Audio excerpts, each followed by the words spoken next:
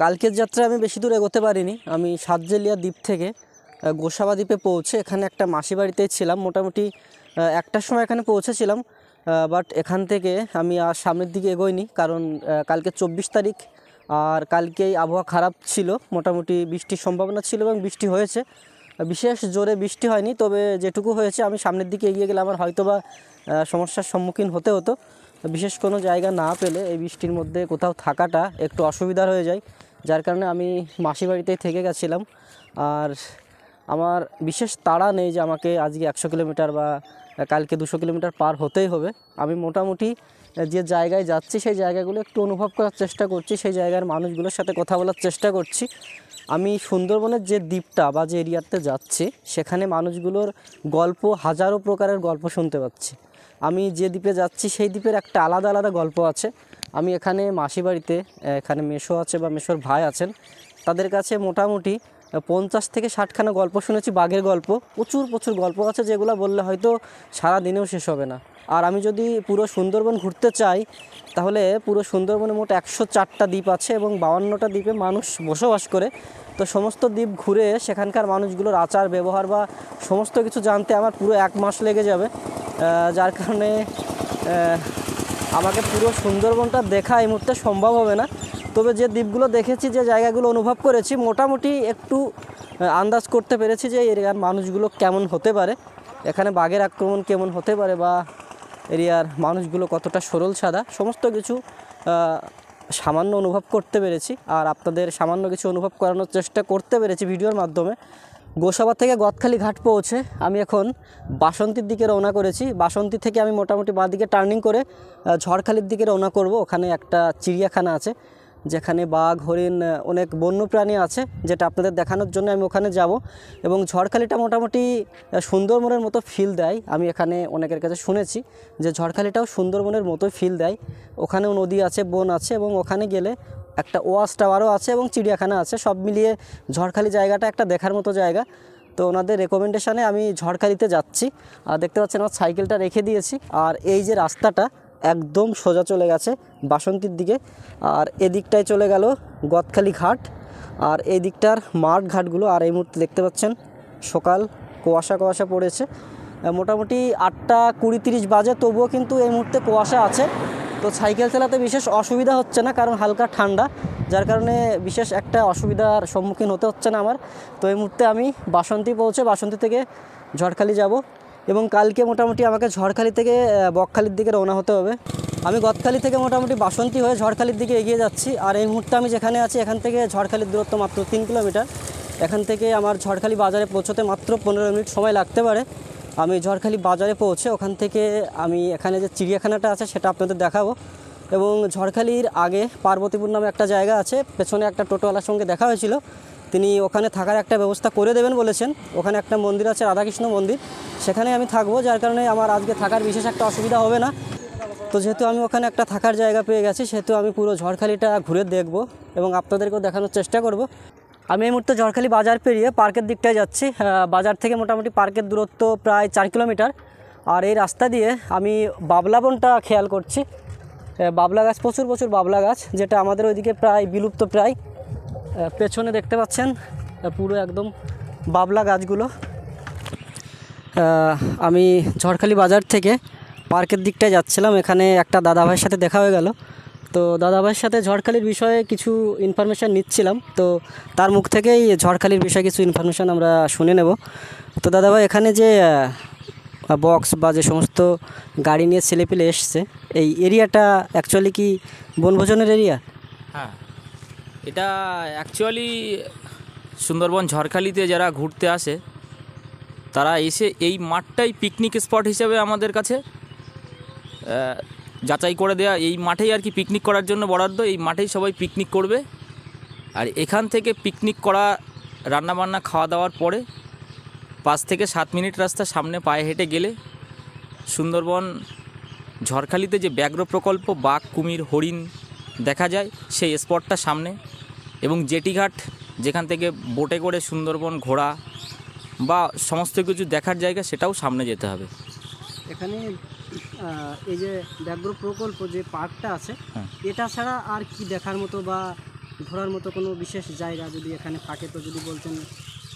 না, ঘোরার জায়গা বলতে এখানে সুন্দরবনে এসে মেনলি সবাই আর কি বোটে করে সুন্দরবনটা ঘুরতে চায়, সেটা তো এখানেই জেটি ঘাটে যেতে হবে এবং ওখান থেকেই বোট বুকিং করতে হবে, বা অনেকের আগে থেকে বুকিং করা থাকে, তবে তারা সুন্দরবন ঘোরে। আর এখানে বেসিক্যালি ওই ব্যাঘ্র প্রকল্প, বাঘ কুমির দেখা আর সুন্দরবন ঘোরা, এছাড়া আর কিছু নেই। আর একটা বাটারফ্লাই গার্ডেন বলে একটা পার্ক আছে, ওই পার্কটা দেখা, এটাই।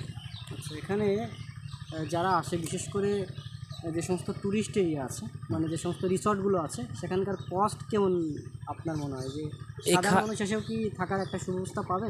সুন্দরবন ঝড়খালিতে ঘুরতে আসলে বিভিন্ন রকম রিসর্ট, চারিদিকে রিসর্ট আছে এবং সাধারণ মানুষদের থাকার জন্য পসিবল হয়, যারা যেরকম আর কি দেখে নিতে পারবে। সিজনের যে 3 মাস, নভেম্বর, ডিসেম্বর, জানুয়ারি, সেই সময়টা একটু কস্টিং চার্জটা বেশি থাকে, যেহেতু প্রচুর সংখ্যক মানুষ একসাথে ঘুরতে আসে, তো যে আগে বুকিং করবে তার জন্য তখন একটু কস্টলি বেশি থাকে। নতুবা আদার্স দিনগুলো বা বছরের অন্য সময় আসলে কমই থাকে, সেক্ষেত্রে সুবিধা হবে। আমি এই মুহূর্তে ব্যাঘ্র প্রকল্পের ভেতরে আছি। এখানে ঢুকতে 30 টাকার একটা টিকিট কাটতে হয়। তো এই মুহূর্তে আমি ব্যাঘ্র প্রকল্পের ভেতরে ঢুকে মোটামুটি এখানে কিছু খেলনা দেখতে পাচ্ছি, বাচ্চাদের খেলনার, বিশেষ করে বাচ্চাদের অ্যাক্টিভিটির কিছু জায়গা রয়েছে এই পাশটাতে। এখানে বসে থাকারও জায়গা রয়েছে। আর যে সমস্ত ঘরগুলো, বিশেষ করে তার জালি দিয়ে যে সমস্ত জায়গাগুলো করা হচ্ছে, এখানে বিশেষ বিশেষ প্রাণীকে রাখা হবে। আর এপাশে পুকুর রয়েছে, এখানেও বসার জায়গা রয়েছে। জায়গাটা বিশেষ একটা পার্কের মতো জায়গাটা। টিকিট দেখি সামনে গিয়ে বাঘ দেখতে পাই কিনা, বাঘ, হরিণ, আর কি কি দেখার মতো আছে সমস্ত কিছু দেখব। লোকজন খুব কম, এখানে বিশেষ বাড়িঘর নেই। বিশেষ করে যারা ট্যুরিস্ট আসে তারা এখানে ঘুরতে আসে। ওদিকে ফুল বাগান টাগান আছে, আর এখানে হয়তো রয়েছে বাঘ বা অন্যান্য বন্যপ্রাণী। চলুন দেখি কি কি দেখার মতো আছে, সব কিছুই দেখব এবং আপনাদেরকে অবশ্যই দেখাবো।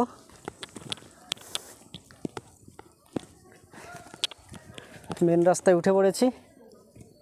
এখানে ঢুকে একটা খাল মতো রয়েছে।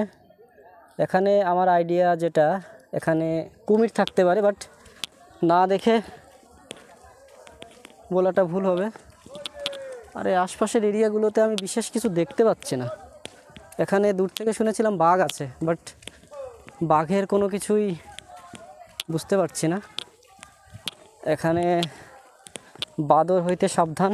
এখানে একটা বাথরুমও রয়েছে, আর এখানে প্রচুর পাখির ছবি টাঙানো রয়েছে। দেখতে পাচ্ছেন প্রচুর প্রকারের পাখি রয়েছে। এখানে বাঘ আছে কাকু? ও, এই দিকটাই কাছ থেকে দেখা যাবে না? ওইখান থেকে দেখা। ও আচ্ছা আচ্ছা আচ্ছা। তো সামনের দিকটায় যাই, এখানে কি কি আছে দেখার মতো? সব হরিণ সবই আছে। ও আচ্ছা, এখানে হরিণ, বাঘ সব কিছুই আছে। ওইখান থেকে ওইখানে এই কোনটা শুয়ে আছে, ওইখান থেকে দেখা যাচ্ছে।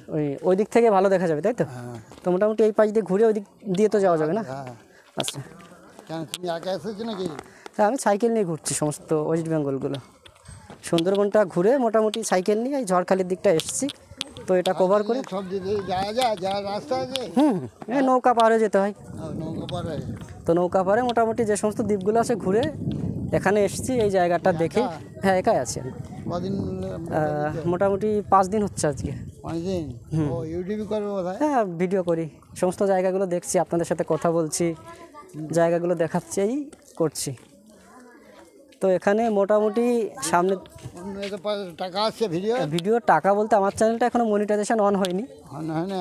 আর 500 সাবস্ক্রাইবার হলে মনিটাইজেশন অন হলে তখন টাকা পাবো। একটা জিনিস করতে গেলে তো মোটামুটি টাইম লাগে। টাইম লাগবে অবশ্যই। তো এখানে এই জায়গাগুলো কি আছে, যে ইয়েগুলো খাল, এখানে কুমির আছে? হ্যাঁ, কুমির তো ওখানে। ও আচ্ছা আচ্ছা আচ্ছা আচ্ছা, ডুবে আছে না? না না, ওপরেই ও আচ্ছা আচ্ছা, তাহলে ওই পাশটায় যখন যাব তখন কুমির আর বাঘ দুটোই দেখতে পাবো। আর এই পাশে যে জঙ্গলটা রয়েছে, এখানে বিশেষ কোনো কিছুর ভয় আছে? না, এখানে ভয় নেই। ও আচ্ছা আচ্ছা, এখানে বিশেষ কোনো ভয়ের কারণ নেই। আর এই পাশটাতে এদিকে গেলে তো মোটামুটি হরিণ দেখতে পাবো না? আচ্ছা, চলুন সামনের দিকে গিয়ে যদি হরিণ দেখতে পাই তাহলে অবশ্যই আপনাদেরকেও দেখাবো। পার্কে ঢুকে তো আমি অনেক বাঘের ছবি দেখতে পেলাম, বাট এখনও বাঘের দেখা পেলাম না।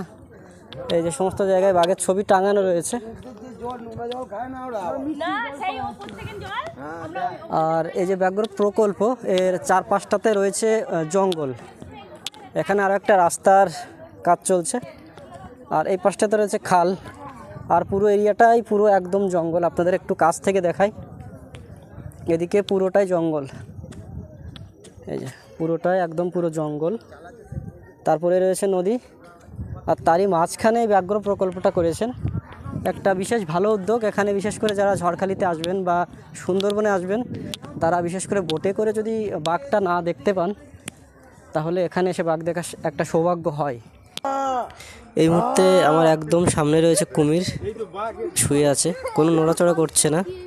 আর কুমিরের সামনেই যে জালিটা আছে ওখানে রয়েছে বাঘমামা, কিন্তু বাঘমামা একদম পুরো শুয়ে আছে, কোনো নড়াচড়া করছে না। দেখে বাঘ মনে হচ্ছে না, বাঘের সেই ফিলটা আমি পেলাম না। তবুও দূর থেকে ঘুমন্ত বাঘ দেখে সন্তুষ্ট থাকতে হলো। যাই হোক, অবশেষে বাঘের দেখা পেলাম এবং খুব কাছ থেকে কুমিরের দেখাও পেলাম। বাট এখানে বিশেষ আকর্ষণ তেমন কিছু নেই। এখানে আমি হরিণটাও দেখতে পেলাম না, বাট হরিণ আছে কিনা কারো কাছে শুনতে হবে। তো বিশেষ আকর্ষণের মতো না, জাস্ট দূর থেকে বাঘ দেখা যায়, বাঘ শুয়ে আছে বা কুমির উপরে শুয়ে শুয়ে আছে, এই সমস্ত জিনিসগুলো এখানে আছে। আর বিশেষ কোনো প্রাণী বা অন্য কিছু আমি দেখতে পেলাম না। তো মোটামুটি আমার একদম পুরো ওপাশ থেকে এপাশে ঘোরা হয়ে গেছে। এখন আমি জাস্ট শুনবো, এখানে যদি হরিণ দেখার মতো বা অন্য কোনো প্রাণী পাই তাহলে দেখব, দেখে আমি এখান থেকে এবার বেরিয়ে যাব। এই পার্কের মধ্যে কোনো হরিণ নেই, এখানে জাস্ট একটা বাঘ আছে এবং কুমির আছে। ওই পাশটায় বিশেষ আকর্ষণের কিছু পেলাম না, বাট এদিকে এসে সৌন্দর্যের কিছু আছে। এখানে দেখতে পাচ্ছেন খুব সুন্দর করে ফুল গাছগুলো লাগানো রয়েছে এবং এই পাশটাতেও কিছু নতুন নতুন ফুল আছে, এই যে ফুলগুলো। আর এখানে মেন অফিসগুলো আছে। এখানে বিশেষ করে যারা থাকার জন্য আসবেন, এখানেও থাকার একটা সুব্যবস্থা রয়েছে। আর এখানে জাস্ট বাচ্চাদের অ্যাক্টিভিটির জায়গাগুলো রয়েছে, জাস্ট এগুলো ছাড়া এখানে বিশেষ দেখার মতো কিছু নেই। তো আমি এখান থেকে বালিখালের দিকে রওনা করবো এখনই। আমি বালিখালির দিকটায় যেতে গিয়ে মোটামুটি ডান দিকের একটা শর্টকাট রাস্তা ধরে নদীর কূলের দিকটায় যাচ্ছি। আমি বালিখালির দিকে গেলে যে নদীটা দেখতে পাবো, আমি এই শর্টকাট রাস্তা ধরে গেলেও সেই একই নদী দেখতে পাবো, যার কারণে আমি শর্টকাটটাই বেছে নিলাম। আর এই মুহূর্তে আমি যে এরিয়া দিয়ে যাচ্ছি, এখানে একদম পুরোটাই মাছের চাষ। এখানে যে বাড়িঘরগুলো রয়েছে, এটা মাছ চাষকে কেন্দ্র করে গড়ে উঠেছে। এদিকে জনবসতি খুব কম, মোটামুটি ওইদিকে যে জনবসতি তার থেকে অনেকটাই কম এদিকে জনবসতি। দেখতে পাচ্ছেন এখানে বেশিরভাগই কিন্তু একদম পুরো মাছ চাষ। এখানে সম্পূর্ণ এরিয়া জুড়ে একদম মাছ চাষ। এখান থেকে মোটামুটি মাছ প্যাকিং হয়ে আমাদের দিকটা বলুন বা কলকাতায় চলে যায়। এই যে এখানে খাল চলে গেছে দেখতে পাচ্ছেন, আর পুরোটা দেখুন একদম পুরো এরিয়া জুড়ে একদম পুরো মাছের চাষ। আমি শর্টকাট যে রাস্তা ধরে এগোচ্ছিলাম, মোটামুটি কিছুটা এগিয়ে আসতেই আমি এখানে দেখতে পেলাম রাস্তাটা একদম পুরো কাদাযুক্ত। এখানে রাস্তার কাজ চলছে, আর এই রাস্তা দিয়ে মোটামুটি সাইকেল নিয়ে যাওয়াটা একদম অসম্ভব একটা ব্যাপার। আমাকে ডান পাশের এই রাস্তা ধরে ঠেলে ঠেলে নিয়ে যেতে হয়। মোটামুটি এই রাস্তাটা চলে গেছে একদম পুরো নদী অবধি। তো এখন আমাকে এই রাস্তা ত্যাগ করতে হবে। আমাকে আবার এটা দিয়ে মোটামুটি বালিখালির যে মেন রাস্তা ওখানে পৌঁছে ওখান দিয়ে আবার বালিখালিতে পৌঁছতে হবে। আমি এই মুহূর্তে বালিখালি ঘাটে পৌঁছে গেছি। এটা পুরো বালিখালি ঘাট। আর বালিখালি ঘাট থেকে সামনের দিকে তাকালে একদম পুরো বিস্তৃত জলাভূমি। নদীটা এপাশ থেকে ওই পাশে প্রায় দেখা যাচ্ছে না বললেই চলে। আর বাঁ দিকে এবং ডান দিকে তাকালে মনে হচ্ছে আমি বিশেষ কোনো একটা সাগরের কূলে দাঁড়িয়ে আছি, এতটাই বিস্তৃত নদীটা, প্রচণ্ড রকমের বড়। এবং নদীর পাশে একটা ছোটোখাটো জঙ্গল রয়েছে এবং এখানে কিছু নৌকা রাখা আছে দেখতে পাচ্ছেন। বিশেষ করে যারা মাছ ধরতে যান তারা এখানে রেখে দিয়েছেন। আর এই যে আমার সাইকেলটা রাখা আছে এবং একদম পুরো ফাঁকা জায়গাটা। এখানে যাতায়াতের জন্য বিশেষ কোনো লোকজন দেখতে পাচ্ছেন, একদম পুরো ফাঁকা। আর সুন্দরবন এরিয়াতে আসলে নদীর পাশে এই সমস্ত ছোটো ছোটো বনগুলো দেখতে পাওয়া যায়।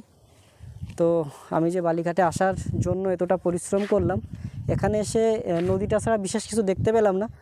তো এখন আমি আবার বেরিয়ে যাব, কারণ আমি যে মন্দিরে থাকার জন্য কথা দিয়েছিলাম সেখানে আমাকে পৌঁছতে হবে, স্নান করতে হবে এবং যে ভিডিওগুলো করেছি সেগুলো এডিটিং করা আছে এবং ইউটিউবে আপলোড করা আছে, ফেসবুকে আপলোড করা আছে। এখন অনেক কাজ বাকি রয়েছে এবং কালকে আমি কোন দিক দিয়ে গেলে শর্টকাট হবে এবং আমাকে কোন রুট ধরে যেতে হবে সমস্ত কিছু এখানকার মানুষের কাছ থেকে শুনতে হবে এবং বাজার বা আশপাশের মানুষের সাথে একটু কথা বলতে হবে। আমি ঝড়খালি থেকে মোটামুটি বালিখালের দিকে এগোচ্ছিলাম, তখন মোটামুটি আমার একটা ভাইয়ের সঙ্গে দেখা হয়ে গেল দোকানের পাশেই।